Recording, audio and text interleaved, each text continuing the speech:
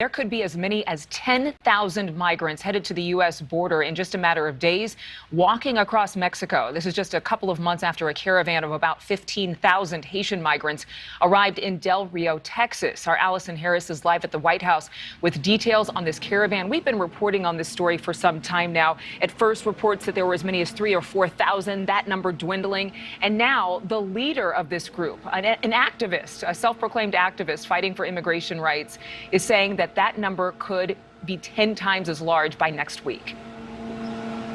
Adrienne, our colleagues at the Border Report are tracking this, and to go back to September, I think that many Americans will not soon forget the images of those 15,000 Haitian migrants camped under that bridge in Del Rio, Texas. It wasn't just a border crisis, but a humanitarian crisis. Many of them were put on deportation flights out of the U.S. and back to Haiti, as many as 80 flights. And now, as you mentioned, our colleagues at Border Report are reporting that a second migrant caravan, with as many as 10,000 migrants, including some possibly coming from Haiti, is being assembled and coming together in Mexico and possibly beginning that journey up to the U.S.-Mexico border. Now, that journey could coincide with a very important meeting here in Washington between President Biden and the Mexican president. Our colleagues reporting that this could be the Mexican government using leverage to push President Biden to issue more worker visas for Mexicans. That's going to be the North American Summit. It's happening next Thursday here in Washington. It's the first in-person meeting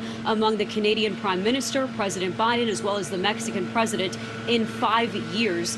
They're going to be talking about the pandemic, about COVID-19, about the supply chain issues that are impacting all of North America, but also, maybe most importantly, immigration. And many political analysts and experts will tell you President Biden cannot handle another border crisis moment at this time, especially as he's juggling supply chain, COVID, inflation, and leading up to those issues at the end of the year with the debt ceiling and government funding.